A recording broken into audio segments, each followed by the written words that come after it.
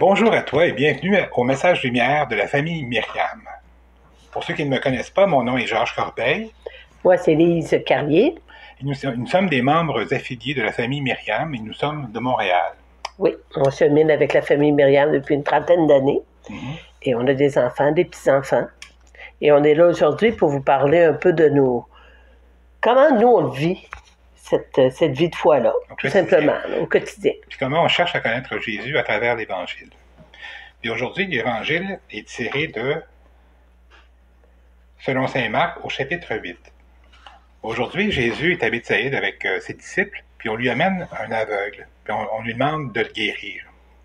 Alors Jésus le prend par la main et il l'amène hors du village. Puis il pose de la salive sur ses yeux, puis lui demande « Est-ce que tu aperçois quelque chose? » Puis là, l'aveugle répond « Je vois comme des personnes, mais c'est comme des arbres qui marchent. » Alors Jésus lui impose de nouveau les mains, puis à partir de ce moment-là, l'homme voit clairement. C'est là qu'on s'est demandé, Georges et moi, mon Dieu, comment ça se fait que le Seigneur n'a pas guéri du premier coup? Il est quand même capable de faire ça, non? Les autres miracles qu'on voit, il ne se reprend pas deux fois. Qu'est-ce qu'on peut comprendre de ça? C'est comme si la guérison de l'aveugle était graduelle. Hein? Il n'a pas guéri d'un coup, il l'a guéri graduellement. Peut-être que s'il avait guéri d'un coup, ça aurait été un choc trop grand pour l'aveugle, je ne sais pas. Puis moi, ce que je me disais, c'est comme si, entre la première fois où il a imposé les mains et la deuxième fois, c'était comme si c'était notre temps à nous, dans les miracles, dans nos vies de tous les jours, à faire quelque chose. C'est comme si c'était notre espace à nous, comme un des mortels. Comme si le Seigneur nous disait, regarde, il y a un coin là, il y a un espace là où toi aussi tu peux agir. Moi, en tout cas, c'est comme ça que je l'ai interprété. Je me suis dit, ouais, les miracles de Jésus dans ma vie, c'est quoi? Souvent, on a demandé des miracles, puis on en demande encore, puis on n'a pas fini. Le Seigneur nous a dit qu'on pouvait demander. Alors moi, j'ai des prix pour du cash, je le demande à l'infini. Mais quand on demande, on va demander pour un proche, mettons, la guérison physique. On la demande, puis on y croit. On dit, Seigneur, c'est le miracle que je te demande. Mais on doit laisser les yeux ouverts pour voir tous les miracles qui va accompagner, qui va faire dans cette situation-là. Je prends l'exemple de ma sœur, une de mes sœurs qui est décédée il y a 3 ans. Elle était très malade. À partir de l'âge de 54 ans, là, ça a empiré, puis elle est décédée à 71, 72 ans.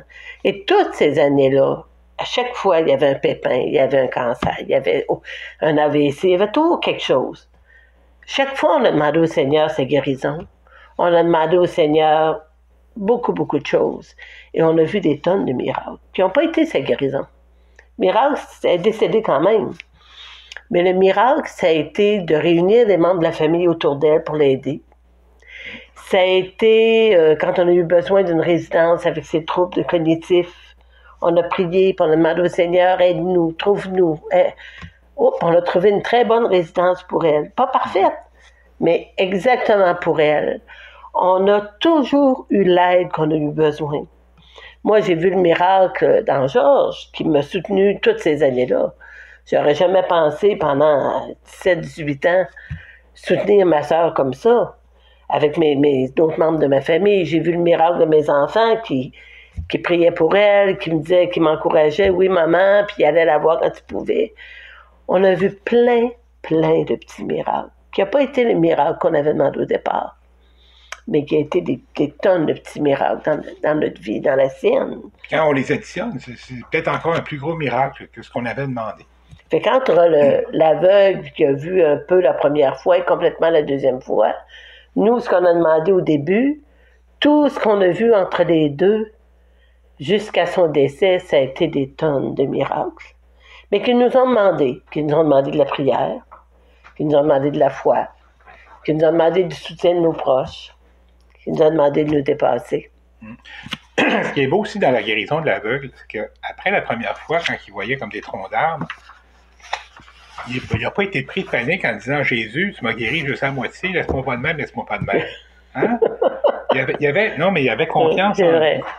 Puis avec la patience, puis avec la douceur, Jésus l'a guéri complètement. Puis je sais pas si c'était comme moi, souvent on porte des intentions de prière. Là, souvent, on fait notre raison, ou on va s'installer devant le Seigneur, puis on dit, bon Seigneur, je t'offre telle personne, je t'offre cette situation, je t'offre mon fils qui vit des difficultés, je t'offre On a toute notre liste d'épicerie de demandes.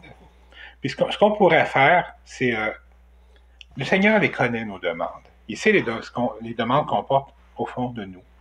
Alors moi, ce que je te suggérais, c'est de prendre toutes les demandes qu'on porte, puis dire, Seigneur, tu les connais, mes demandes, alors je les prends toutes, je te les offre comme un bouquet et je les dépose à tes pieds. Puis maintenant, ben, c'est à toi d'agir. Je te fais confiance, j'ai confiance en toi, puis je m'émerveille parce que tu es déjà à l'œuvre. Alors, je te remercie déjà pour tout ce que tu dois faire dans toutes ces situations-là. Moi, ce que je trouve qui nous a beaucoup aidé en cheminant avec la famille Myriam, c'est la prière de confiance. La prière de demande, hein, on demande, et puis c'est humain aussi de demander, puis de dire au Seigneur le matin en se levant, garde pour mon fils qui vit telle chose, pour ma fille, pour la guerre en Ukraine, on a beaucoup, beaucoup de choses qu'on porte, qu'on lui nomme une fois dans la journée, ça va, là. Mais dans la journée, il arrive encore que ça remonte. Plus on vit une épreuve, plus elle monte. Puis on y repense à la journée. Ah, je sais pas qu'est-ce qui va arriver, hein. Mon petit-fils à l'école aujourd'hui, puis hier, ça m'a été. C'est normal, l'inquiétude, elle est là. Mais au lieu de toujours dire au Seigneur, regarde, là, oublie-les pas, là. Je t'offre un tel, je te demande la prière de confiance. À Myriam, on a appris, puis on a pratiqué beaucoup depuis toutes ces années-là, et ça nous fait un bien fou de dire, Seigneur, je t'offre toutes mes demandes. Tu connais la situation. Pas besoin de toutes les répéter tout le temps au courant de la journée. Seigneur, je te remercie à l'avance pour ce que tu fais pour mon fils. Je m'émerveille déjà parce que je sais que tu agis déjà. Oui. Mais merveille que tu inventes quelque chose pour lui. On continue notre journée, là. Puis là, j'ouvrais mes yeux parce que le Seigneur va agir. Hein? Il agit peut-être pas à la vitesse que je voudrais ou de la façon que je vais lui demander, mais lui, il sait mieux que moi ce qui est meilleur pour la situation ou pour cette personne-là. Alors, on lui fait confiance. On le remercie à l'avance parce qu'on sait qu'il va agir. Puis on s'émerveille déjà parce qu'on sait qu'il est déjà à l'œuvre.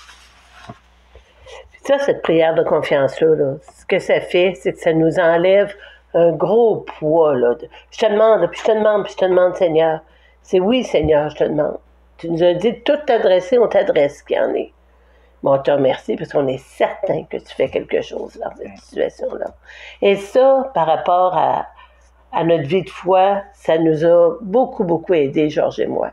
Oui. Et si, quand des fois, moi, j'étais écrasée par une situation, j'arrivais pas vraiment à prier de confiance, ben Georges priait à voix haute pour m'entraîner. L'inverse aussi. Alors, j'ai envie de nous dire, pratiquons cette prière de confiance-là. Si on en faisait une petite pour terminer. Vas-y. Maintenant, Seigneur, je veux te dire merci à l'avance pour tout ce que tu vas faire aujourd'hui dans ma situation. Merci pour tout ce que tu vas inventer pour améliorer ce que je vis, tout ce que je t'ai présenté. Je t'aime, Seigneur, j'ai confiance en toi. Et je m'émerveille déjà, parce que tu es déjà à l'œuvre. Gloire et louange à toi, Seigneur Jésus. Amen. Alors, bonne fin de journée. Merci, au revoir, à bientôt. À bientôt.